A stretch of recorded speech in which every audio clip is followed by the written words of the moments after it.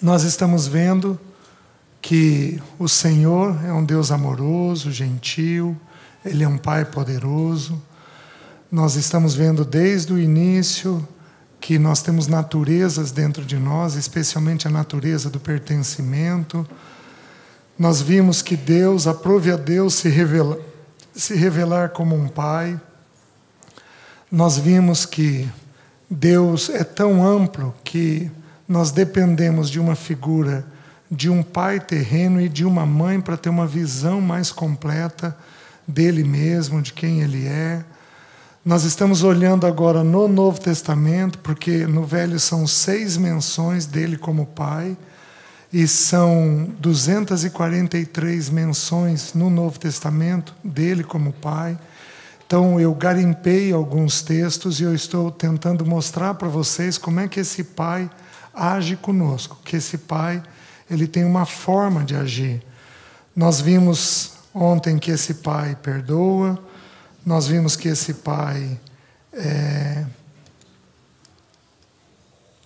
ele se revela, nós vimos que esse pai é misericordioso, que ele é santo, que ele trabalha, que ele ensina. Então nós vimos que ele nos alimenta, nós vimos uma série de coisas. Eu vou terminar de ver essas porções hoje, certo? Uma que é extremamente importante, mas extremamente importante, é encontrada em Atos 1:6. Abram lá, por favor. Versículos 5 e 6. Atos, capítulo 1, versículos 5 e 6.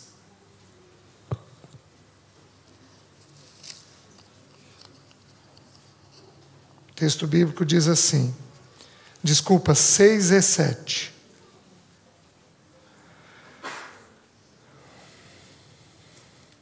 Então os que estavam reunidos lhe perguntaram, Senhor, será esse o tempo em que restaures o reino a Israel?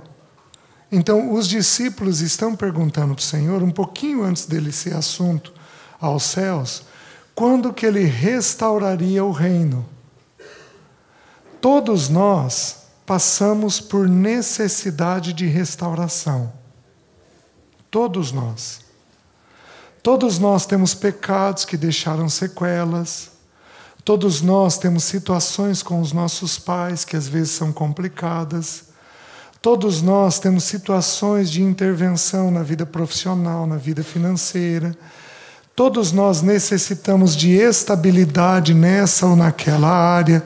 Todos nós temos necessidade de sermos restaurados em determinadas áreas da vida da gente. É uma necessidade própria do ser humano.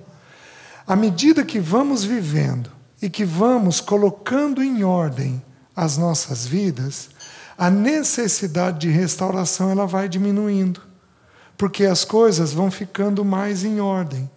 Mas, na juventude, a gente vem com uma série de coisas que precisam entrar em ordem na vida da gente. Quantos aqui, dos 15 aos 25, tiveram ou crise de ansiedade ou de depressão? Levanta a mão. Deixa eu te explicar em geral por que acontece. Porque a crise, neste período, Deus usa a crise para fazer um ajuste interno. Para a gente poder ser lançado para a vida mais maduro. Então a crise, ela não é ruim. Quer dizer, vocês estão me entendendo? A crise é boa. Não na hora que a gente está passando. Mas depois a gente vê o quanto ela é boa. Por quê? Porque ela ajusta, se você se sujeitar ao Senhor e aprender o que é necessário ali na crise, você se ajusta àquilo que Deus quer e você é lançado para a vida adulta com mais equilíbrio, com mais maturidade. Faz sentido? Então o Senhor, Ele precisa restaurar determinadas coisas dentro de nós. Ele precisa pôr em ordem determinadas coisas. Às vezes Ele precisa corrigir a solidão. Em alguns casos, vai ser através de um casamento. Mas em alguns casos Ele vai fortalecer amizades, fortalecer relacionamentos familiares, porque isso também supre a nossa solidão. Então, o Senhor, Ele tem um tempo próprio para isso. Mas quando que Ele vai fazer? Senhor, quando serás o tempo que restaure o reino a Israel? Quantos aqui estão num sofrimento que parece que já está esticando demais? Levanta a mão. Olha lá. Senhor, quando que o Senhor vai fazer isso? Olha o versículo 6, o que diz? O 7. Respondeu-lhe Jesus: não vos compete conhecer tempos e épocas que o Pai reservou para a sua exclusiva autoridade. Então nós temos que entender que tempo e época é um decreto do Senhor. Ele conhece o tempo e as épocas. É interessante porque o tempo e a época não é nem um decreto de Jesus, que é Senhor de todas as coisas, que é Rei de reis. Por quê? Porque nos papéis da Trindade, o tempo está diretamente descrito ao Pai. É o Pai quem é responsável pelo acaso e pelo tempo das situações. Depois vocês deem uma olhadinha. Eu vou pedir para o irmão projetar Eclesiastes 9:11. Olha que interessante. Olha o que ele diz. Vi ainda debaixo do sol que não é dos ligeiros o prêmio, nem dos valentes a vitória, nem tampouco dos sábios o pão, nem ainda dos prudentes a riqueza, nem dos inteligentes o favor. Porém, tudo depende do tempo e do acaso. Queridos, o sucesso da gente, o bom caminhar da gente, a coisa efetiva da gente, depende do tempo e do acaso. Só que o Pai, Ele é o Senhor do tempo e do acaso. Não é o Filho. Por isso que Jesus, indagado sobre o tempo dos fins, Ele falou, eu não sei. Porque é o Pai quem vai decretar. É o Pai quem vai dizer, deu, filho, vai buscar a igreja. É o Pai quem vai falar isso. Porque é o Pai quem determina o tempo das coisas acontecerem. Você está me entendendo? Então você precisa ter um profundo descanso na maneira pela qual Deus Pai age na sua vida. Ele nunca está atrasado. Deus não pode atrasar. Ainda que alguns o julguem demorado. Então a gente pode até entender que ele está demorando, mas ele nunca está atrasado. Por quê? Porque ao ver a minha vida, ele não vê só a minha, ele vê a dos meus filhos, ele vê a das pessoas que me cercam. E ele age quando todo mundo está pronto para este mover. Ele age no tempo certo, da forma certa, com a atitude certa. Você está me entendendo? Então não desespere. Não desespere diante das situações. Porque Deus tem o seu tempo e a sua forma de fazer as coisas. Depois vocês decorem Eclesiastes 8, 5 e 6. Lá diz assim: o sábio sabe discernir o tempo e o modo, porque para todo propósito debaixo do sol há tempo e modo. Então Deus tem um tempo e um modo de fazer as coisas. Então o sábio, ele aprende a descansar no Senhor em todo o tempo e a discernir o modo e o tempo em que o Senhor está fazendo as coisas. Vocês estão conseguindo entender? Então ele tem essa maneira. Não deixa teu coração ficar apreensivo com o esticar de Deus. Deixa eu te explicar uma coisa. Eu não vou achar uma base bíblica com clareza para te dizer o que eu vou fazer, com exceção de 2 Coríntios, de 1, versículo 3 até o versículo 10. Que nós recebemos um consolo para podermos consolar os que estiverem em qualquer angústia. Mas deixa eu te dar um princípio que eu entendo que existe. Quando Deus estica uma lição,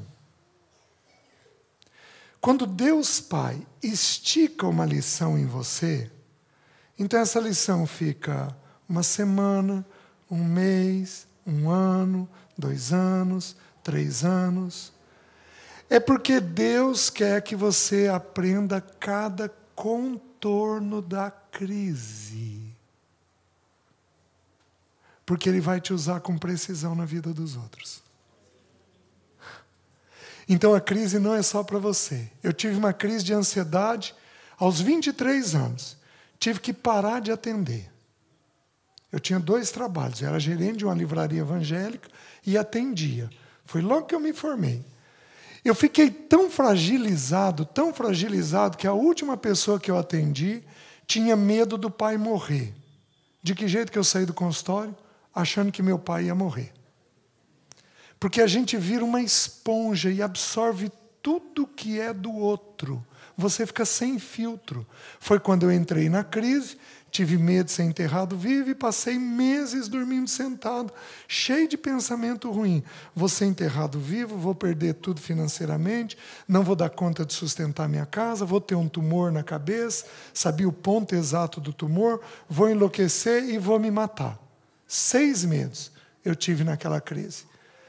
Fui acusado de estar em pecado, fui acusado de que aquilo era demônio. E aquilo era uma crise de ordem emocional. Sentei, fiquei 1 ano no pico da crise, sem atender. Saí do pico da crise, comecei a estudar a vida de Elias. Porque Elias é o elemento que nos ensina sobre ansiedade e depressão. E fui estudar exaustivamente. Fiquei mais 3 anos na crise, até sair totalmente dela. Só que, meus queridos, eu fiz a faculdade aí. Aí o que a psicologia não ensinou, as escrituras ensinaram. De como é que a gente funciona. O que é ansiedade, o que é depressão, quais as etapas, como é que a gente sai, como é que a gente lida. Você está me entendendo? Eu tenho muita segurança de trabalhar, porque eu aprendi nas Escrituras o jeito que as Escrituras ensinam a respeito disso. Então, o que Deus fez comigo? 4 anos de uma crise. Meus queridos, quando eu saí da crise, eu estava com 26 para 27 anos. Eu fiquei 15% do tempo de vida meu em crise. Se eu descontar os 12 primeiros anos, eu fiquei, quanto? 1/3 da minha vida, 30 e tantos %, em crise. Só que o Senhor estava me formando. Então, quando Deus estica uma lição em você, e Ele não vem e não muda a lição, é porque Ele está querendo que você aprenda cada contorno daquela crise. Por quê? Porque Ele vai te levantar em poder para te ajudar a lidar com outras pessoas. Está fazendo sentido? Meus queridos, o que nós vamos fazer? Nós vamos mandar todo mundo para os pastores. Vai faltar pastor. Nós vamos mandar todo mundo para psicólogo? Vai faltar. O que Deus faz? Deus levanta irmãos com vida, com habilidade de poder ouvir e atender. Só que o que nos habilita a atender dor é dor. Eu tenho que passar por dor, ser consolado na dor, e então eu tenho a habilidade de entender a dor do outro. Você está conseguindo entender? Agora, existe uma dor que Deus não vai mexer. Você pode ter ela a vida inteira. E Deus não vai mexer nela. Que dor é essa? O espinho na carne. O espinho na carne não é para todo filho de Deus. É para alguns. Por quê? Porque quem viveu o espinho na carne não foi Jesus. Quem viveu o espinho na carne foi o apóstolo Paulo. O apóstolo Paulo, ele é um modelo, mas ele não é um modelo pleno para toda a humanidade. Porque o único que é filho do homem, que é a referência para toda a humanidade, é Jesus. Então, Deus vai para alguns de nós que têm o risco de subir nas tamancas. Vocês entendem esse jargão? Esse vocês entenderam. Alguns de nós que têm risco de se ensoberbecer, de ficar orgulhosos, o que Deus faz? para nossa proteção, Ele põe um espinho na carne. E esse espinho nos mantém abaixados a vida inteira. Uma vida inteira abaixados. Uma vida inteira humildes. Vocês estão me entendendo? Por isso que de vez em quando você vai ter um problema de saúde. Por isso que de vez em quando Deus levanta um problema relacional. Eu tenho um espinho na carne. Eu e meus filhos sabemos qual que é. E o Senhor não intenta mudar. E isso me mantém abaixado diante dele. Fraco diante dele. Presta atenção no que eu vou te dizer. Um pai nunca limita um filho senão para proteção. Eu moro no 15º andar. Se um dos meus filhos fosse pequeno e tivesse um banquinho na janela, e ele sobe no banquinho para ficar olhando na janela, o que eu vou fazer? Eu vou tirar o banquinho. Meu filho de 5 anos vai entender? Não. Não vai compreender. Mas eu sei o que eu estou fazendo com ele. Então entenda isso. Quando Deus te limita, quando Deus Pai te limita, é porque Ele está te protegendo de alguma coisa. Em geral, Ele está nos protegendo de nós mesmos. Porque a gente vai meter os pés pelas mãos. Vai fazer alguma coisa errada e indevida. Está fazendo sentido nisso? Então, Ele é Senhor do tempo. Ele é Senhor dos arranjos. Ele é um Pai que faz o arranjo de forma única, de forma perfeita para todos nós. Está fazendo sentido o que eu estou dizendo?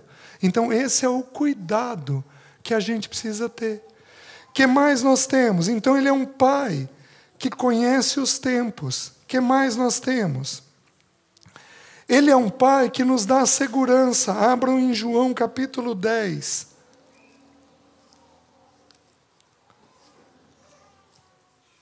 Versículo 25. Diz assim, até o 29. Respondeu-lhe Jesus: já vou-lo disse e não credes. As obras que eu faço em nome de meu Pai testificam a meu respeito. Mas vós não credes, porque não sois das minhas ovelhas. As minhas ovelhas ouvem a minha voz. Eu as conheço e elas me seguem. Eu lhes dou a vida eterna. Jamais perecerão, e ninguém as arrebatará da minha mão. Aquilo que meu Pai me deu é maior que tudo. E da mão do Pai ninguém pode arrebatar. Aquilo que meu Pai me deu é maior que tudo. Queridos, qual é a maior coisa que Jesus recebeu do Pai? A noiva. Você lembra de Adão? O Senhor, Adão representa Cristo. O Senhor pôs um pesado sono em Adão. Cristo dormiu um pesado sono de 3 dias. Adão teve o lado aberto, que nos é traduzido por costela, mas que no original é algo. Ele teve o lado aberto. Cristo teve o lado aberto. Daquele lado aberto de Adão saiu uma noiva. Do lado aberto de Cristo saiu água, palavra, e sangue, remissão de pecados. Daquele lado aberto, uma noiva foi feita para o primeiro Adão. Daquele sangue, daquela água, uma noiva foi feita para o nosso bendito Senhor. Você entende? Tudo tem a ver com Cristo nas Escrituras. Tudo. Nada foge de Cristo. Ele é o centro de todas as coisas. Então, nossa vida está oculta nele. O texto bíblico diz que nossa vida está oculta. Colossenses capítulo 3. Então, por que Satanás não pode te tocar? Satanás não pode fazer isso daqui em você. Você sabia disso? 1 João 5,18. Sabemos que todo aquele que é nascido de Deus não vive em pecado. Antes, aquele que nasceu de Deus em letra maiúscula. Aqui está tudo em caixa alta. Mas aquele aqui embaixo que nasceu de Deus está em letra maiúscula. Quem que nasceu de Deus em letra maiúscula? Jesus. Antes, aquele que nasceu de Deus, o guarda e o maligno não lhe. Satanás não pode te tocar. Não pode. A não ser que Deus diga, toca. Vocês lembram do irmão que se deitava com a madrasta? Você lembra como foi a disciplina dele? Paulo disse assim, separem ele do corpo, entreguem o corpo dele a Satanás, para que o espírito dele seja salvo. Isso está em consonância com Jó, quando o Senhor disse assim, pode tocar em tudo que ele tem, mas não toca nele. Agora pode tocar nele, mas não toca na vida dele. Então o único jeito de Satanás te tocar, o único jeito, é se Deus der a permissão para ele. Ele não pode de outra maneira. Por isso você precisa entender que a sua vida está oculta em Cristo. E não é por causa de nós, ou do nosso caminhar, ou do nosso andar. Jó era íntegro, reto, temente a Deus, que se desviava. Deus deu um testemunho dele para aquelas três pessoas e para o próprio diabo. Deus falou. Gente, já pensou Deus dar um testemunho da gente? Deus deu um testemunho de quem ele era. Ele era um homem que caminhava muito bem. Porém, Deus falou, pode tocar, ou não toca. Então você tem que entender que o mérito não é nosso. O mérito é a nossa vida está oculta em Cristo. E Satanás não pode te tocar. Agora, ele te rodeia? Ou onde que ele está? Você pode escolher. Aqui, aqui, aqui, aqui. Você pode escolher onde você quiser. Você quer um estudo maravilhoso de ser feito? Do tabernáculo. Vamos lá? Deixa eu te mostrar a realidade do tabernáculo. O tabernáculo era uma tenda. 100 metros por 50. Certo? O tabernáculo era o lugar onde Deus fazia a habitação dele.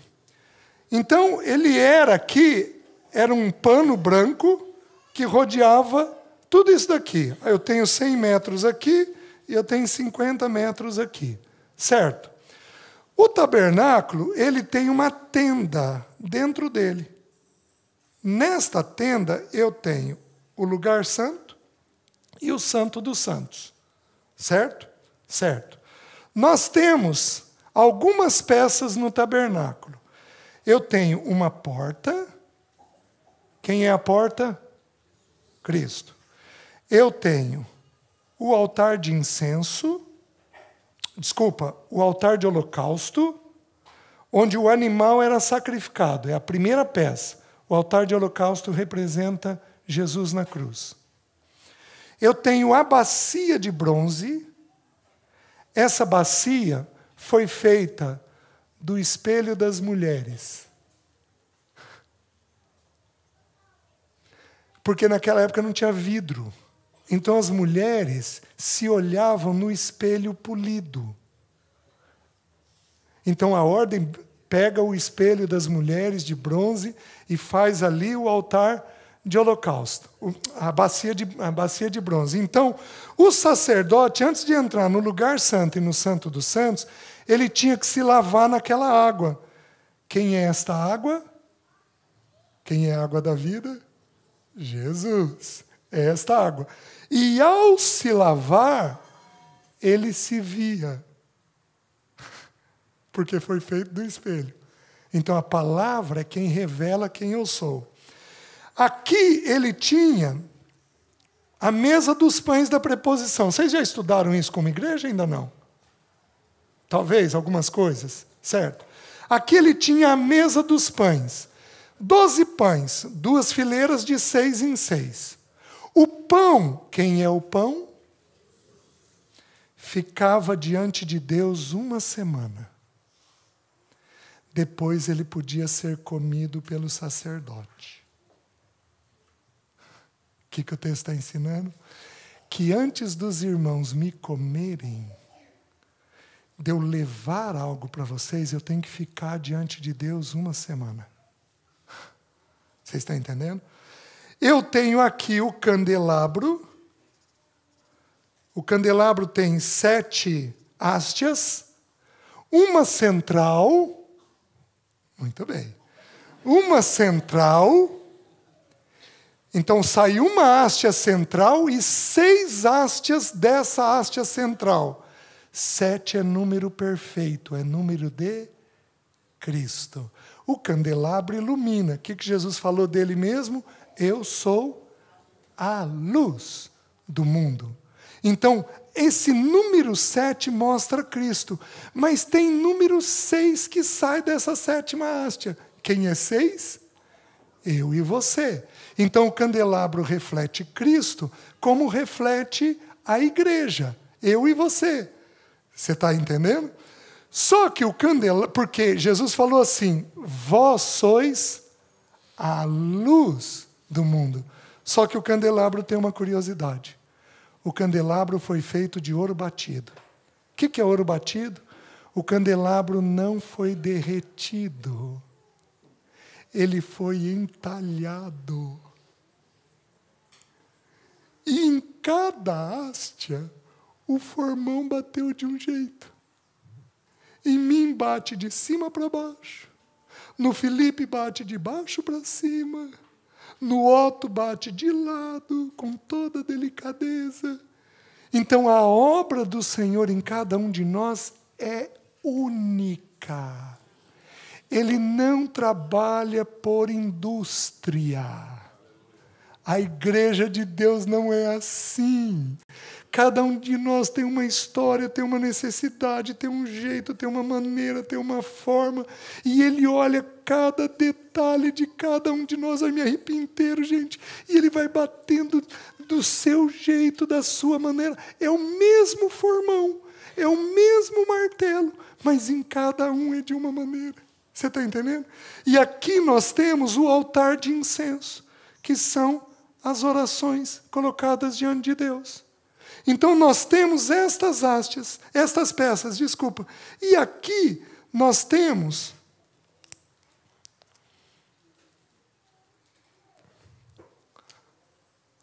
o altar, a Arca da Aliança. Aqui descia a glória do Senhor. A Arca da Aliança são 2 peças, pessoa e obra de Cristo. É uma caixa de madeira, feita de madeira de acácia, revestida de ouro, dupla natureza de Cristo. Natureza humana, madeira de acácia, revestida de ouro, natureza divina. Dentro dela estavam colocadas a vara de Arão, a tábua da lei, a 2ª tábua, porque as primeiras foram quebradas. Por que foi guardada a tábua da lei? Porque Jesus foi o único que conseguiu guardar toda a lei. E o maná foi colocado ali dentro. Aí veio e é colocado o propiciatório. Então, aquela peça de ouro, onde os anjos estão voltados para dentro dela, olhando, e onde o sangue, uma vez por ano, era aspergido. O que o propiciatório representa? Obra de Cristo. A caixa é a pessoa e a tampa é a obra. Tá bom. Se você for olhar,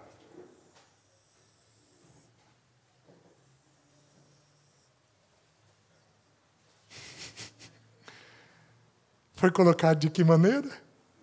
Que forma uma cruz. Agora, por que eu estou falando tudo isso?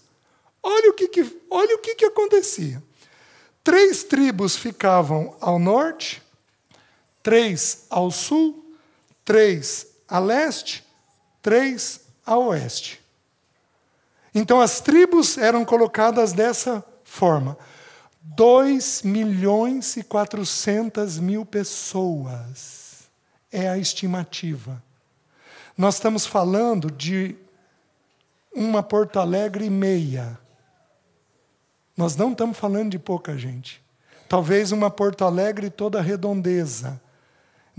Era muita barraca, mas era muita barraca. Só que qual é a ordem? A porta da tenda tinha que ficar virada para o tabernáculo. É o único exército do mundo que dá as costas para o inimigo. Porque todo o exército do mundo coloca a tenda com a porta voltada para fora, para verificar o que o inimigo vai fazer e como vai atacar. O irmão está entendendo? Então a nossa segurança está em nós olharmos para Cristo. Fez sentido? Muito bem. Muito obrigado. Você tem galardão. Viu?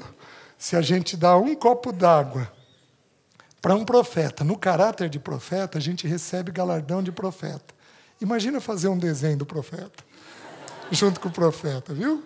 Então você está com o teu galardão separado hoje. Vocês estão entendendo, meus irmãos? Então você tem que entender que da mão do Pai ninguém arrebata. Quantos aqui têm medo de serem rejeitados por Deus? Levanta a mão. Olá! Levanta alto, por favor. Olá, gente! Por quê? Porque alguns de nós que, ou por sermos muito sensíveis, ou por termos sofrido muita rejeição, têm medo de serem desprezados pelo Senhor. Eu devo ter lutado entre 5 a 10 anos da minha vida cristã, do início da minha vida cristã, eu não dava conta de ler a história de Saul. Porque qual era o medo que eu tinha? De ser rejeitado. Ai, meu Deus, eu vou terminar assim. Ai, meu Deus, eu vou terminar assim. Ai, meu Deus, eu vou terminar assim. Até que eu fui aprendendo, especialmente no livro de João, que todo aquele que o Pai me dá, de forma alguma o lanço fora. Você nunca vai ser lançado fora. Você pode estar bem, você pode estar mal, você pode estar em santidade, você pode estar em pecado. Ele te busca, porque você é filho. Ninguém toca em você. Você está plenamente seguro neste Pai, porque Ele é fiel naquilo que Ele falou. Você vai ser meu filho e eu não vou te desamparar nunca. Você vai ser meu filho e ninguém vai tirar você da minha mão. Você pode voltar 1 minuto antes da tua morte, mas você volta para o braço do Pai. Você volta para a segurança do Pai. Você está conseguindo me entender? Você pode fazer o caminho que você quiser de distância, porque Ele te busca onde você estiver, porque você é filho. Está entendendo? Esse é o nosso Pai. O que mais nós temos? Vejam João 14, 2.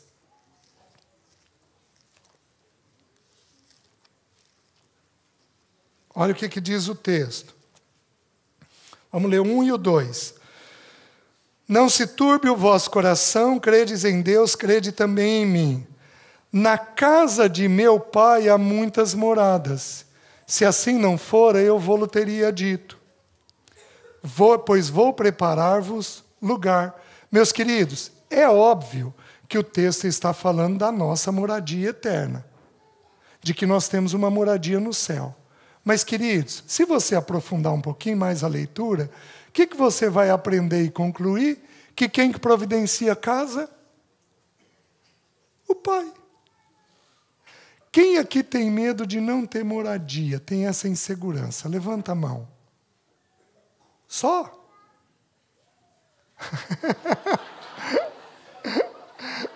Qual é mesmo o nome dela?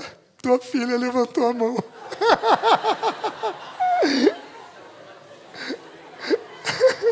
Ela sorrindo. Olha que coisa linda. Qual é mesmo o nome dela? Suzana. Suzana, vou te dar uma boa notícia. É o Pai quem providencia a casa, viu?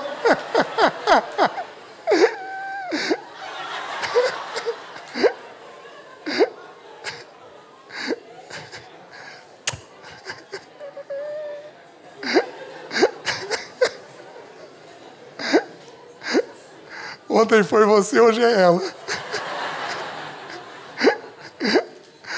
Ai, Deus, que coisa boa. Gente, eu tive medo de não ter casa. Mas eu tive medo. Eu tive medo. O meu medo era, Deus, eu fico doente, eu tenho um AVC, eu tenho um problema. Como é que a Alessia e as crianças vão ficar? Como é que elas vão ficar? Como é que eles vão ficar?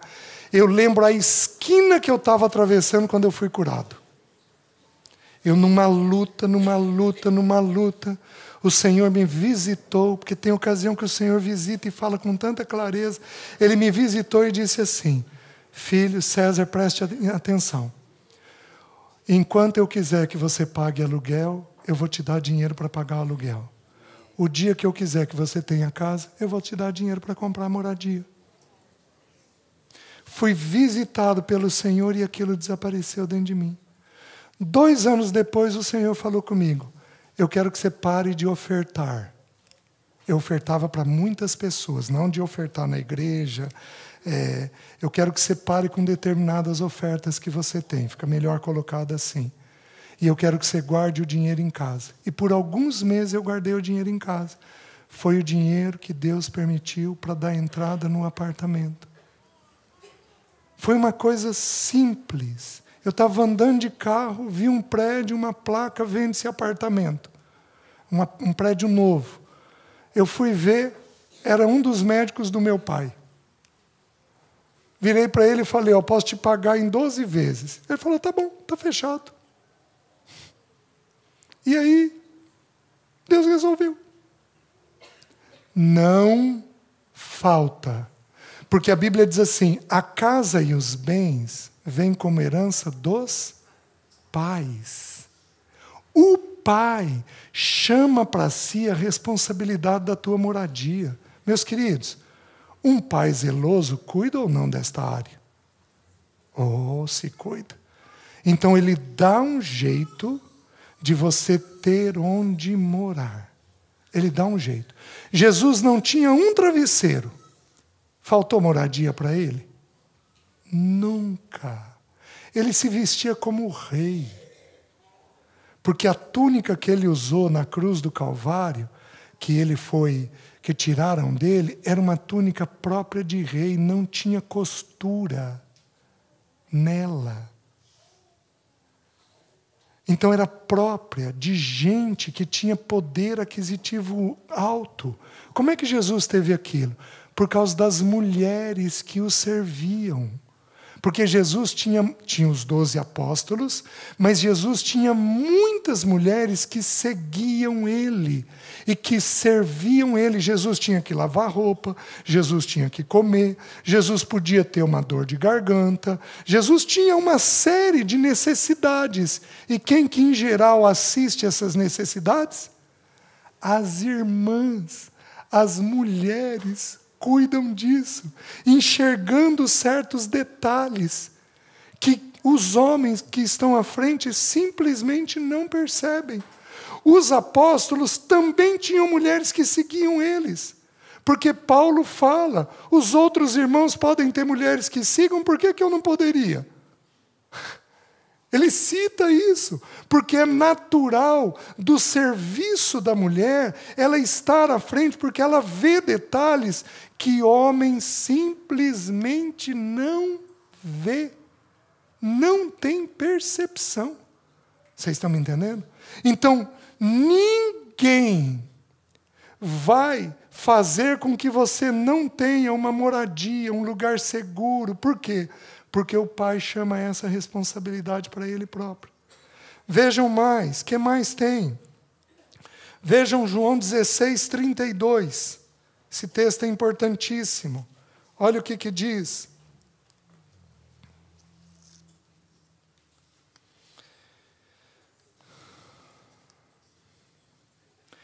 Eis que vem a hora, e já é chegado, em que sereis dispersos cada um para a sua casa, e me deixareis sós.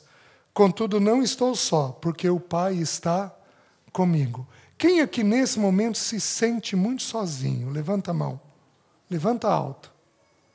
Certo. Presta atenção no que eu vou te dizer. Quem aqui já teve momentos que se sentiu muito só? Levanta a mão. Olha lá. Quase que a totalidade. Presta atenção no que eu vou te dizer. alguns de nós somos rejeitados pelos nossos. Somos deixados, abandonados, traídos, negados, como o Senhor Jesus foi. Então, é natural da vida que a gente se sinta sozinho. Jesus aqui, ele está falando do que vai acontecer com ele na cruz do Calvário. Todos vocês vão me deixar. Porém, o que ele falou? Porém, não estou só, porque o Pai está comigo. Então você tem que entender que você nunca fica sozinha, porque o Pai está sempre com você. Está fazendo sentido no que está sendo dito? O Pai sempre te acompanha. Sempre, sempre, sempre. Você pode estar na situação mais desesperadora do mundo. Quem que te acompanha naquele momento? O Pai. Eu vou usar o exemplo do Zé que vocês conhecem. Ele me contou que ele foi salvo da morte 2 vezes. A primeira ele se afogou. E aí, alguém de barco passou e puxou ele pelo cabelo. Foi esse o rapaz que salvou ele? Quem que salvou ele? O Pai. Porque o Pai falou, não, chegou tua hora não. Tenho muito a fazer na Madalena ainda. A segunda vez, ele andando na rua, cai um pedaço de vidro e entra aqui. Quem é que fez isso? Deus. Um grupo, da onde a sala estava sendo construída, onde estavam colocando o vidro, um grupo desce rápido, não espera a ambulância chegar, põe ele no táxi e leva ele para o hospital. Quem fez isso? Quem move essas pessoas para fazer isso? Porque se ele esperasse a ambulância, talvez não houvesse tempo. Quem fez isso? O Pai.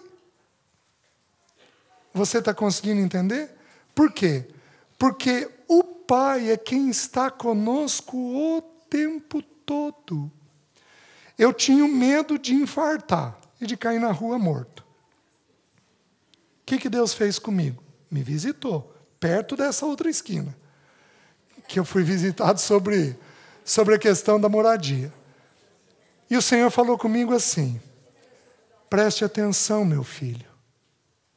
Se você cair, eu providencio ajuda. Se eu quiser te chamar, eu te chamo. Mas se você cair, eu providencio ajuda. Esses dias eu tive uma confirmação de que eu estou curado disso. Porque eu tive não foi uma visão, eu tive um pensamento. Eu tive um pensamento de eu passando mal, longe dos meus filhos, longe de casa, longe de assistência. E onde eu me vi num hospital que eu não conheço ninguém, porque em Maringá eu conheço um monte de médico. Onde eu não conheço ninguém, e o Senhor comigo. Não tive uma vírgula de medo. Porque você precisa entender que ainda que todos te deixem, te abandonem, o Pai nunca te deixa e te abandona. Porque você é dele. E ele é seu. Está fazendo sentido, meus irmãos?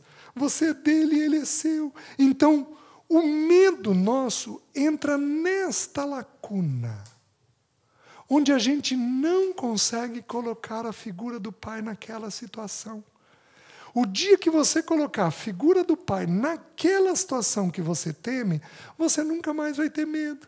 Então você precisa entender que Ele nunca te deixa, Ele nunca te abandona. Fez sentido? O que mais nós temos? Ele nunca nos deixa. O que mais nós temos?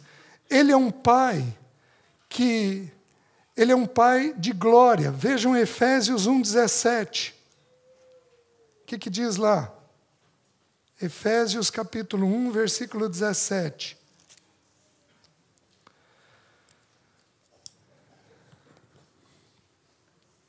Para que o Deus e nosso Senhor Jesus Cristo, o Pai da glória, vos conceda espírito de sabedoria e de revelação no pleno conhecimento dele. Terceira coisa, ele é Pai da glória. A palavra glória é uma palavra que não é fácil de ser traduzida nas Escrituras. A glória é uma palavra muito difícil. Por quê? Porque ela se refere a tudo aquilo que Deus é. Ela é uma palavra que significa honra, mas se refere a toda a majestade que há em Deus, toda a sobre-excelência que há em Deus. Então nós temos que entender que quando a Bíblia diz que Ele é um Pai de glória, está nos ensinando que todo movimento que o Pai fizer com você visa derramar do caráter dele em você. Por que nós fomos incluídos lá na Trindade, naquela comunhão da Trindade? Porque Deus é tão amoroso que Ele queria que mais alguém o conhecesse como Ele é. Da maneira que Ele é. Por isso Ele pensou em mim e você, Ele pensou na igreja, em derramar sobre nós da natureza dEle. Então preste atenção, todo movimento que o Pai fizer com você, sempre é um movimento com a finalidade de produzir a vida dEle em você. Ele te deu algo, é para formar a vida dele em você. Ele te tirou algo, é para formar a vida dele em você. Ele está segurando algo, é para formar Cristo em você. Você está me entendendo? Ele te disse um sim, um não, um espera, não importa qual seja a resposta dele, sempre é para fazer um movimento formando a glória dele em nós. Por isso que o texto que eu sei que a igreja está estudando Romanos capítulo 8, e que a última porção foi Romanos 8, 28, sabemos que todas as coisas cooperam para o bem daqueles que amam a Deus, daqueles que são chamados segundo o seu propósito. O último versículo que é descrito nesse texto é que nós seremos glorificados. O que é glória? É a formação da natureza dele em nós. Você está me entendendo? Então você precisa entender que este Pai soberano, poderoso, amoroso, gentil, firme, justo, disciplinador, que promove dores, todo movimento dele com você culmina em Cristo. Todo. Por isso que não pode ter queixa. Por isso que não pode ter queixa. Olha Deus me educando. Meu pai era ímpio. Eu contei para vocês da Bíblia que ele lia na mesa, certo? Eu tenho uma irmã que é esquizofrênica. Então a minha irmã mais velha, meus pais tiveram muita luta com ela, mas muita luta com ela. Tiveram muitos erros na formação dela, foi a primeira filha, e tiveram muitas lutas. E quando minha irmã ela sofreu um AVC aos 26 anos de idade e ficou sequelada, eu tinha 26, eu tinha 9, eu tinha 15, eu tinha acabado de me converter. E quando eu me converti, a conversa com meu pai estreitou um pouco mais. E meus queridos, meu pai ímpio dizia assim: filho, Deus sabe tudo o que faz. Deus sabe o que está fazendo com o pai. O pai não pode queixar porque Deus é bom com o pai. Um ímpio.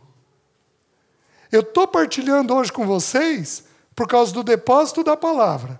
Mas Deus começou a fazer o depósito da palavra através do meu pai, ele sendo ímpio. Porque Deus usa quem quer, da maneira que quer. Nabucodonosor era um servo do Senhor, porque Deus usa quem Ele quer. Nabucodonosor levou Israel cativo, levou Judá cativo, e ele era um servo do Senhor. Todo o movimento de Deus tem a finalidade de formar essa glória em nós. O que mais nós temos? Tiago 1,17, um texto muito conhecido. O que diz lá? Toda boa dádiva e todo dom perfeito são lá do alto, descendo do Pai das luzes, em quem não pode existir variação ou sombra de mudança. Ele é um Pai de luz. Então presta atenção. Toda boa dádiva que você tem não é teu, é dele. Devolva a glória a ele. Não retenha nada, porque ele não divide a sua glória.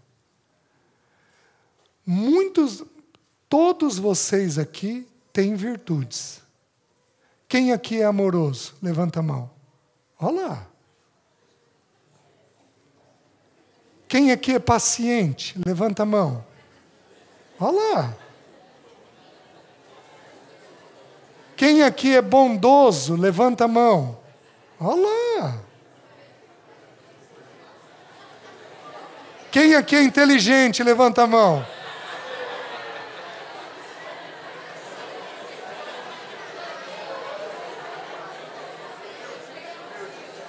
Nossa.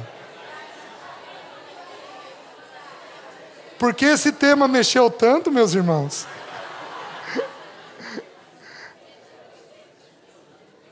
Quem aqui é relacional? Levanta a mão.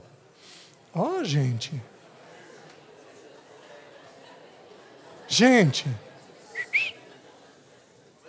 Todos vocês têm virtudes. E a ordem é que eu tenho que falar das virtudes de vocês. Só que, querido, não retenha ela para você. Porque ela não é tua. Ela não é tua. Olha a confusão da minha mente aos 16 anos. Aos meus 16 anos. Eu me converti, era recém-convertido. Olha a luta espiritual. Um dia eu parei e pensei assim, eu me vi pensando assim, se todo jovem fosse como eu, a igreja seria melhor.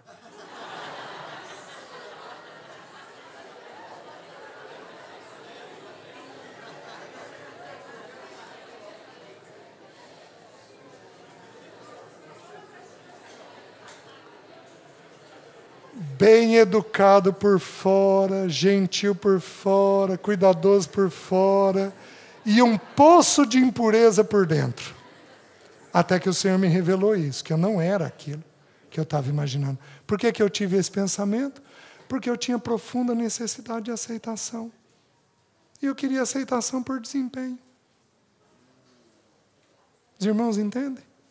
Uma luta de um jovem de 16 anos. Alguém aqui já teve essa luta e esse pensamento? Olha lá, gente. Nossa, agora eu fiquei aliviado. Agora eu fiquei. Que não é a primeira vez que eu faço essa pergunta, se alguém já teve isso também. Devolva ao Senhor. Senhor, não é meu. Eu tenho uma brincadeira que eu costumo fazer, Deus é bom, né? Mas eu sou uma encrenca, irmão. Eu sou problemático, eu sou difícil, eu sou complicado. Porque tudo que é negativo é meu.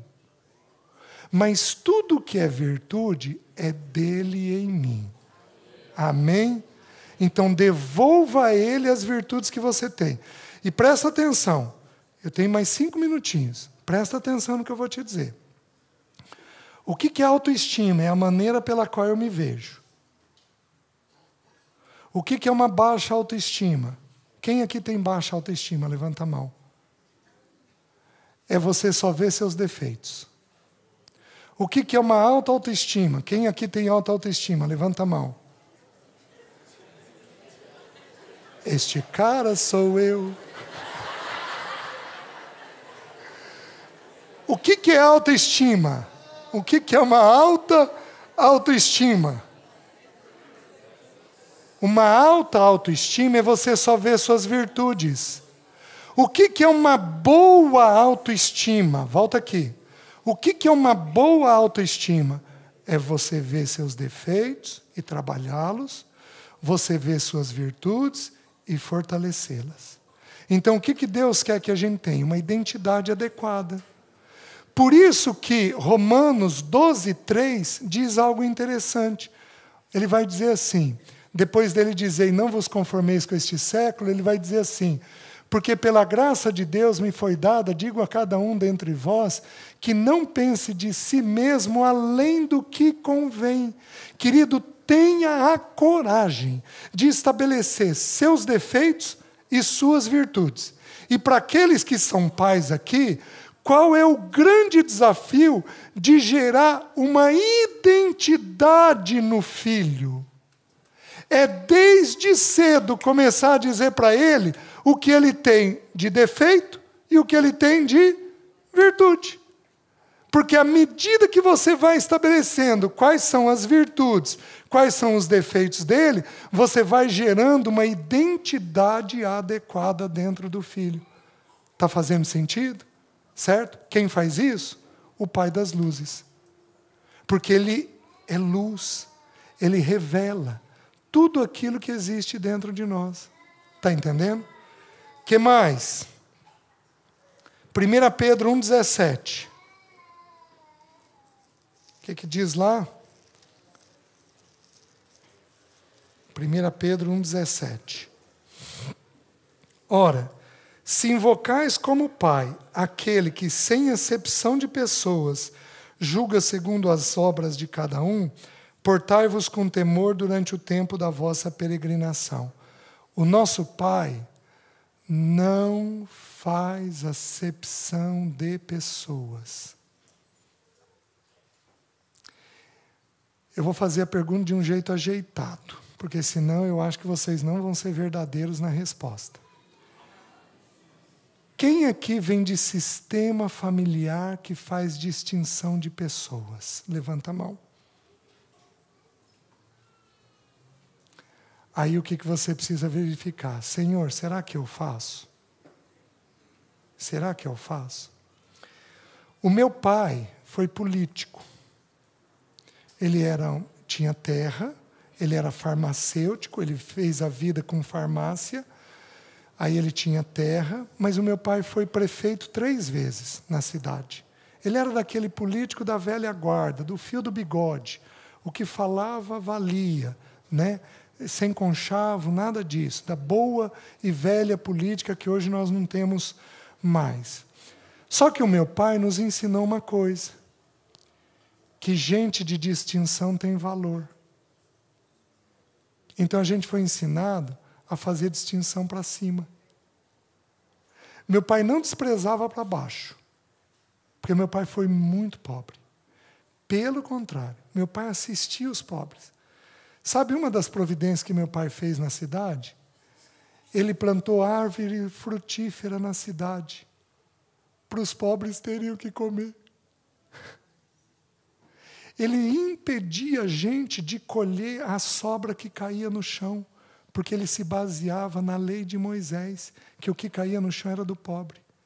Ele impedia de colher a beirada do campo, porque é uma ordem da lei mosaica, que a beirada do campo é para o pobre. Só que ele ensinou quem que é fulano. Ou fulano é médico, ou fulano é político, ou fulano tem tal coisa, ou fulano tem tal empresa. Ele ensinou a gente a distinguir para quem tem muito.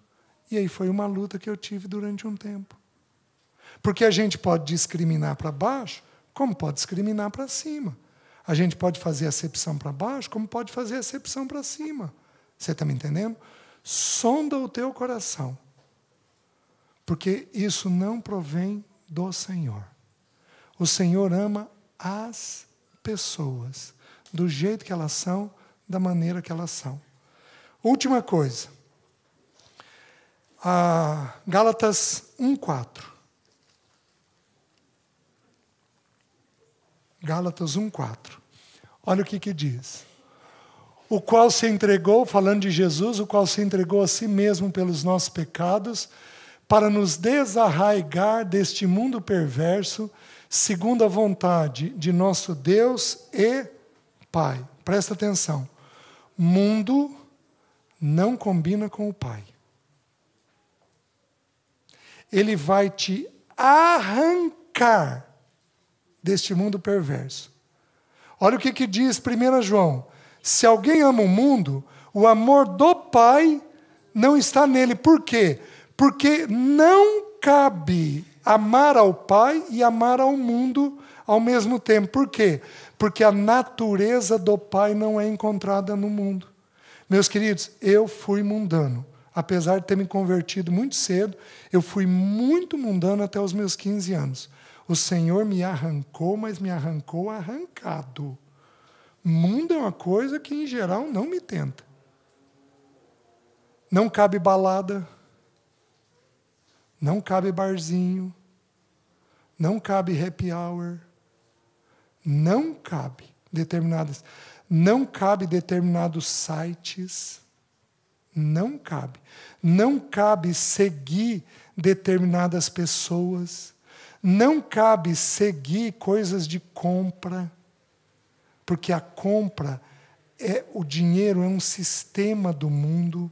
Então tenha muito cuidado em verificar tudo aquilo que envolve o mundo, porque você precisa se afastar disso. Amém?